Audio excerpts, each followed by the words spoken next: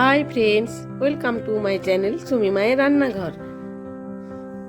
আজ শুভ রাখি পূর্ণিমা, সেই উপলক্ষে আজকে রেসিপি দারুণ স্বাদের ফ্রাইড রাইস। ফ্রাইড রাইস বানানোর জন্য গ্যাস ওভেনের উপর একটা কড়াই বসিয়ে তাতে 2 লিটার জল নিয়েছি। এরপরে 2 চামচ নুন, 1 চামচ সাদা তেল, 2 তেজপাতা, 2 টুকরো দারুচিনি, 4টে লবঙ্গ, 4টে এলাচ ফাটিয়ে দিয়েছি। জলটা বেশ ভালোভাবে ফুটতে দিলাম। এখন রাইস বানানোর জন্য 500 গ্রাম চাল নিয়েছি। চালটাকে ভালোভাবে এরকম ভাবে ধুতে হবে যতক্ষণ না সাদা জল বেরোয়। চাল আমার ভালোভাবে ধোয়া হয়ে গেছে। এখন আমি এটা 10 মিনিটের জন্য ভিজিয়ে রাখবো। অপর দিকে একটা কড়াই বসিয়ে তাতে বেশ কিছুটা সাদা তেল নিয়ে বেশ কিছু কাজু আমি ভালোভাবে নেড়েচেড়ে ভেজে নেব। কাজুগুলো ভাজা হয়ে গেছে। এখন এগুলো আমি একটা প্লেটের মধ্যে তুলে নেব।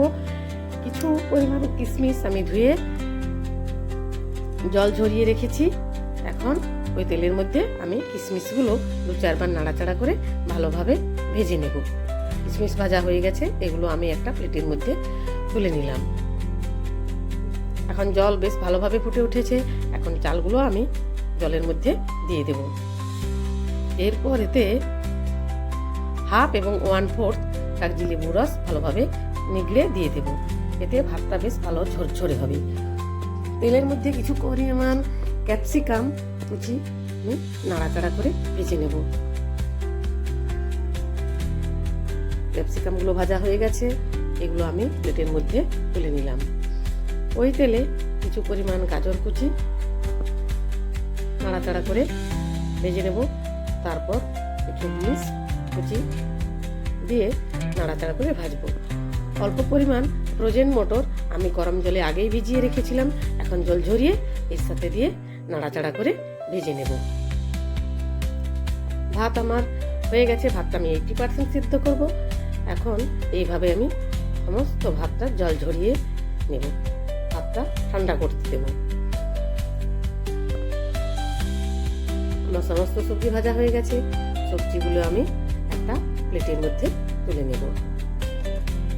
একটা কড়াই বসিয়ে তাতে বেশ কিছুটা সাদা তেল দিয়ে দারুচিনি, লবঙ্গ, এলাচ দিয়ে ভালোভাবে ভেজে নেব। এরপর একটা শুকনো লঙ্কাকে 2 টুকরো করে এর মধ্যে দিয়ে নাড়াচাড়া করে ভেজে নেব।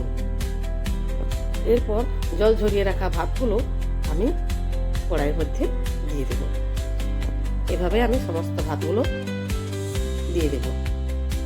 তারপর ভেজে রাখা সমস্ত সবজি ও ড্রাই ফ্রুটস ভাতের মধ্যে দিয়ে 2 মিনিট ধরে নাড়াচাড়া করব।